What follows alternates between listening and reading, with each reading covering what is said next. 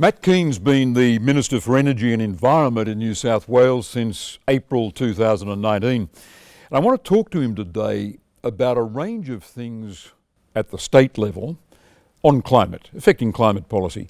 Matt, it's really good to have you as Minister here on your old campus. That makes it very special for us and for you, I guess. You'd have fond memories of politics and study here at UTS? I think there was a lot more politics than study if you ask my parents when I attended UTS, but this hall brings back some frightening memories for me because I remember sitting plenty of exams here, Bob, but I have to say it's a great honour for me to be here today. The contribution that you have made to public life and in particular to environment policy, to that ideal of leaving our planet to our kids better than we found it, is unrivalled. So thank you for making time for me. Well, it's terrific to talk to a minister in a Conservative government who'll take up these themes, and we'll explore what we might call the eco-right before we've finished. But net zero emissions by 2050, what does it mean when a state government, and all state governments have said this is their goal, when a state government signs up to that? Can it make a difference, especially if Canberra doesn't say they're committed to net zero emissions by 2050? Absolutely. We've got the largest economy in the nation and therefore we're a huge contributor to the nation's carbon emissions. And if there's not going to be a target at the national level, then the different states and territories can set their own targets to make sure that we're setting ourselves up to succeed in that low carbon world that's coming. So that's what we've done in New South Wales. We've set a net zero by 2050 target, but we've also set an interim target of 35% emissions reduction by 2030. And there's a very good reason we've done that, Bob. If you don't have a goal, you can't focus the minds and the energies to achieve it. We intend to achieve it, not just because it's good for our environment, but it's also good for the future prosperity of our state. Just tell us how it shapes what government does, and then whether you think it has an effect on private sector, that is boardroom decisions about investment, to have a state government say this is where we want to be in 2050. Absolutely. It's focusing all the machinery of government towards hitting that objective. So when we're making decisions about the type of energy mix that we're going to have, we do so with our net zero target in mind. When we're looking at investment in new transport options, new rail, new buses, we do that with our net zero policies in mind. So it has a huge impact on government policy and a flow-on effect to the private sector. We mean business here in New South Wales. We want to see us succeed in a low-carbon global economy. And the best way to do that is to upgrade our electricity system, to upgrade our transport system, and to take advantage of all the opportunities that low-cost, reliable energy can bring. A practical example, though, of where it affects what the state government does, what the state government builds, having that goal? Absolutely. We'll take, for example, our policy to upgrade our bus fleet. I mean, that's a huge investment. That's a capital investment that will be expected to last for another decade. Right now, because of our net zero policies, we've determined that we'll be upgrading our bus fleet to electric buses. That's a great win for consumers because they'll get cheaper forms of transport. It's a great win for the environment as well because we'll get cleaner cities. And also less noisy cities. So it just shows that by having the right policy settings at the macro level, you'll see the right results at the micro level. Have you got any examples where an investment decision made in a boardroom, that is in the private sector, might have been shaped by people saying at that boardroom table, well, we'd better move in this direction. The state government is saying net zero emissions by 2050, even if Canberra's not saying it. Well, we're seeing that in the energy space, in my portfolio. We're seeing boardrooms, for example, Origin Energy, that are looking to transition to cleaner forms of energy. They're looking at building a pumped hydro dam, for example, on the Shoalhaven dam system. Now, if the New South Wales government didn't have the right policy settings in place, they might be looking at other forms of generation to meet their customers' needs. So that is a great example of the impact it's having in boardrooms across the state. It will tell us more about pumped hydro and what its potential is and how it works, how it fits in to the demands of the grid that's becoming increasingly dependent on renewable energy? Well, pumped hydro is something that I've just become fascinated by. It works so well with renewables. Basically, by installing low-cost renewables into the system, so very, very cheap energy. In fact, energy generation that can provide negative energy prices at some parts of the day. That means that the generators are paying consumers to take electricity. In those times of the day, you can pump water up the hill to a dam, store it there, and then when it's still or it's cloudy, you can then drop the water down the hill and create electricity. So it works hand in glove with renewables, and that's the thing. So when's the first of these? Are we waiting for snowy hydro to pull this off?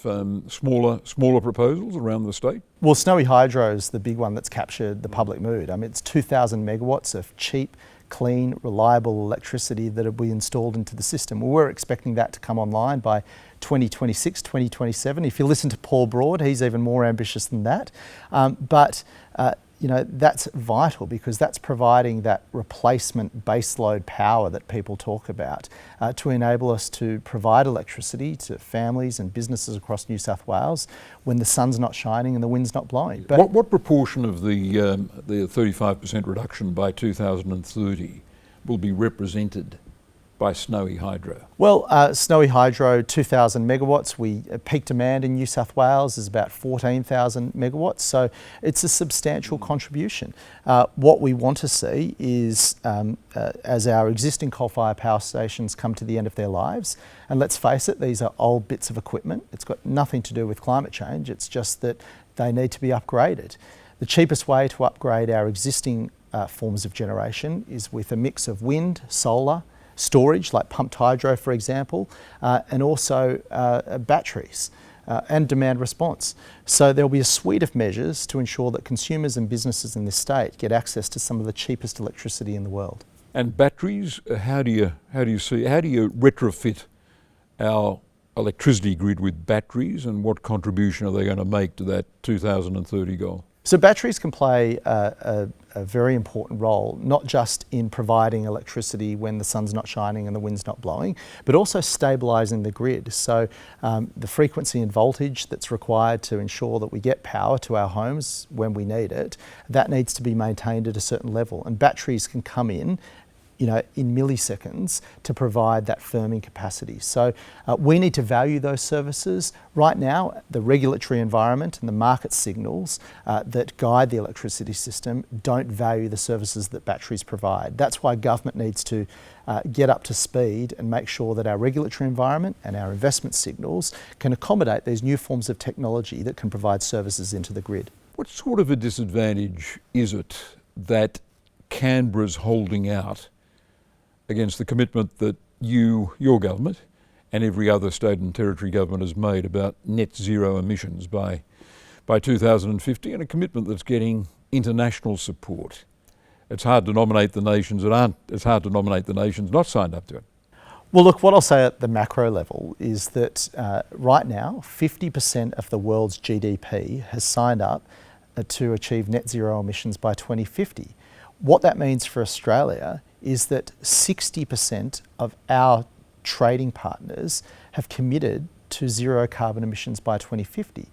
So that means that Australia, the markets that we currently rely on, that underwrite our prosperity, the products that they're demanding are changing. Their desire for fossil fuels like coal and LNG is going to change into the future. So rather than ignoring that reality, we should be taking advantage, transitioning to take advantage of the opportunities that will come with that, but also making sure that we don't get left behind. Yeah, the role of gas. Prime Minister talks about a gas-led recovery. There are some important distinctions to be made here. Gas is a peaking fuel, for example. That's often said to be a necessary part of firming up the system, a system increasingly dependent on renewables. But also gas, it tends to get confused with gas as a feedstock. There are some industries, some manufacturing industries that use gas to produce their output. What's the way, from your perspective, what's the best way of negotiating through this debate about the future of gas? Well, let's get a couple of facts on the table. The majority of gas used in New South Wales is, as you said, for manufacturing purposes, for industry. So it's about 80% of our gas use in New South Wales. Only 20% is used to generate electricity, and it's a very expensive way to generate electricity. Does gas have a role to play in ensuring we keep the lights on and keep prices stable? Absolutely. Absolutely it does, but in the short term. Because we know that by installing storage like pumped hydro into the system, which takes a while to build, so we're not expecting Snowy to come online until at least 2026, 2027. So we've got a gap. We need to make sure that we can fill that gap, particularly at times of peak demand. And gas will have a role to play in fulfilling that function. But in the long term, as you get more storage built into the system, as batteries come down the cost curve, as other technologies enter the mix, I think it would be a very big risk to be betting on gas as part of to meet our long-term energy needs. And it is expensive. I was talking to Malcolm Turnbull recently about this, and he said the fact is gas in Australia is very expensive. It's not like gas in Saudi Arabia. And that's got significance for its domestic use and for its competitiveness on world markets. It's not cheap. Well, that's exactly right. One of the reasons that we've seen such increases in cost of living pressures for families in New South Wales and indeed across the country is because we're paying the international gas price, and that's about $12 per petajoule. We need to make sure to get gas at affordable levels, you need it down at about $4 or $2. Now, the concern I have with the Narrabri project is that that's pretty expensive gas. Even though it's cheaper than the international price, it's still about $7.80 at the wellhead. So in order to get that gas to the market, you have to build the pipelines, and that comes with additional cost. So we're not talking about low-cost gas entering the market. But does gas have a role to play in our energy mix at the moment? Absolutely it does. Will it in the long term? Right now, I think there are so many opportunities to see other forms of that firming technology come into the system that it would be a risky thing to say, yes, gas has a long-term future. And I think one relevant consideration is that despite what the so-called Liveris report said, there doesn't seem to be, there can hardly be, it can't be afforded, a view in Canberra that we can subsidise gas fields, gas pipelines, and even as a government buy it and on-sell it.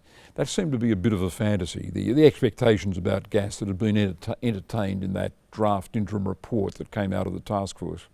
Look, I know the task force is not just looking at using gas for energy generation, it's also looking to support manufacturing in New South Wales and indeed across the country. As the Energy Minister, though, in New South Wales, my focus is on delivering the cheapest form of reliable energy available. And right now, that's not gas. That's wind, it's solar, it's pumped hydro, it's batteries. Gas has a role to play at the moment in firming up that intermittent renewable energy, but we know that there are new technologies coming on board that will ensure that families and businesses in this state are able to access even cheaper electricity. How big is how important to all of this is the plan to have renewable zones across New South Wales? I take it the rationale is to concentrate investment in solar and wind in those areas where they can feed directly into the grid, and you don't face the cost and the delay of extending the grid to where someone has inconveniently located a vast industrial scale wind or solar facility. I take it that's the rationale. Well, the rationale behind it is the idea that you can't just build renewables. You need to coordinate the build of renewables with the build of transmission lines, with the build of storage, and with the build of firming technologies. So by doing the renewable energy zones, we're coordinating all of those things at the one time. What we don't want to see is what happened with the closure of Hazelwood in Victoria. Hazelwood closed and we saw eye-wateringly high electricity prices, and we saw a lack of supply in the system, which led to things like blackouts. That's not acceptable for the citizens and businesses of New South Wales. We need to make sure that if we're going to avoid that, We replace existing infrastructure with the new infrastructure before the existing infrastructure closes. And by creating and coordinating the build of our renewable energy zones, we can make sure that we've installed that new generation and new capacity into the system before the old system closes. And we manage the risk of price hikes and blackouts that consumers would otherwise face. Ross Garneau, when I spoke to him on this campus, our interviews available online on this site, made a big feature of Australia and hydrogen. And I just wonder where New South Wales stands in readiness to get into hydrogen and confidence about what it can do and about the distinction between green hydrogen and alternatives. Well, the only opportunity for New South Wales to get a slice of the hydrogen action is to do green hydrogen, because we don't have the geology here in New South Wales to be able to capture the carbon and store it. Victoria has that opportunity to do blue hydrogen, as does Queensland, because they've got former gas wells. We don't have natural gas wells here in New South Wales. So the only option for us is green hydrogen. And green hydrogen, in order to do that, you need to install a lot of renewable energy and get that really low cost energy when it's abundant in the middle of the day into the system to do the electrolysis process. Now, the electrolysis process is what splits the hydrogen and the oxygen. So it takes water and splits those molecules and creates the hydrogen. We need to install that cheap, reliable, renewable energy into the system if we're going to do energy intensive processes like electrolysis to get the hydrogen. We know there is a huge opportunity and a huge market for this product. We've already said that 60% of our trading partners have committed to net zero emissions. They need clean forms of energy to run their economies. We know how to do the replacement of electrons through renewable energy, etc. But the big challenge is how are we going to replace molecules? So how are we going to provide a replacement feedstock for diesel and gas and also petrol? And that's the opportunity that hydrogen brings. So if you've got a country like Japan, you've got a country like South Korea that has already said that hydrogen is going to be their pathway to get to net zero, there is a huge market available for us. We've got the relationships, we've got the ability, we've already got the pre-existing trade links with those countries. We need to take advantage of this opportunity, grab it, because it will create jobs, see investment coming into New South Wales, and could underwrite our prosperity for future generations while solving the same challenges that other countries are facing. The Institute for Sustainable Futures on this campus, a very highly regarded institute, has a special interest in energy saving measures. Experts think that we can get to ambitious goals like your one of a 35% reduction in emissions by 2035 by doing more with efficient use of energy. How much harder can the state push to see that we deliver on this front? Retrofit for old buildings, for example. There's been a lot of talk about it. The Clinton Foundation used to sound off about retrofit of buildings and getting a business plan that makes it profitable for owners to do that. It seems action's been a little slow. I see old buildings in this city that are profligate in their use of energy for air conditioning and heating. Can we do more? We can do so much more. The supply side gets all the attention. So people want to build new generation, build transmission lines and pumped hydro facilities. But demand response solutions is a really cheap way to deliver electricity. What that means is that times of peak demand, big users of electricity can turn off their air conditioners or power down to ensure that there is enough capacity in the system to provide the electricity the rest of us need. But it's not just about turning things off at times of peak demand. It's also about using electricity when it's abundant and cheap. So using technologies to make sure that we're turning our pool pumps on during the middle of the day. If you add up all the pool pumps in New South Wales, that's basically the equivalent of the Liddell coal-fired power station. So if you could get them working when there's a lot of really cheap energy in the middle of the day, so move them out of the peak time, you can save a lot of money in terms of having to invest in new generation. So it's not one thing that's going to be a silver bullet in ensuring we get that cheap, reliable energy. It's going to be a suite of measures which include new generation, storage, transmission, but also demand response. And it's about making sure that we've got the right policy settings in place, the right regulatory environment to incentivise people, the private sector, to go out and deliver those opportunities. Is it happening fast enough to make a significant contribution to that 2030 goal of a 35% reduction? We are confident that we will hit our 35% reduction by 2030. In fact, I'm aiming to exceed it. Is it happening fast enough? No. We don't have the right market settings. We don't have the right price signals. We don't have the right regulatory settings in place to ensure that private sector can deliver those outcomes. We need change, and that's exactly what I'm focused on at the moment. Here's a mystery I want you to unpick for me. I couldn't believe over the last decade or longer, over the last 20 years, why people on the conservative side of politics aren't prepared to take up an environmental agenda. I mean, why should there be a barrier to someone who says, look, I'm a conservative about values, I want fiscal discipline, I want a private sector economy, but I want to save the great natural areas, and I am concerned about the scientific consensus on climate. Why has there been such a barrier to the development of what Americans call an eco-right? A mystery to me.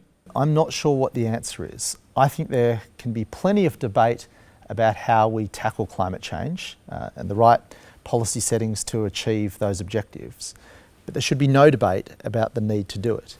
Now, I think that those on the centre-right of politics should be arguing this case, arguing for freer markets to achieve these goals, arguing for the conservation of our natural environment. I mean, what could be more important to conservatives than making sure we leave our planet to our kids better than we found it? What could be more important to conservatives than creating jobs, driving investment, improving living standards? I'm not just arguing for these things because I care about our environment and I want to conserve it. I'm arguing these things because I'm a free market capitalist who believes that the way to grow our economy and underwrite our future prosperity is to tackle climate change decisively and responsibly. Matt Kean, Minister for Environment and Energy in New South Wales, thanks for speaking to us here on the UTS campus, which you used to inhabit in another life. Good luck with the program. Good luck with those zones in particular. I think they can make a crucial difference in leaping over that challenge of linking renewable energy to the grid. No, thank you so much for the opportunity to be here. And this is a really important policy area, not just for the future of our environment, but for the future of our economy. Matt Kean, thank you very much.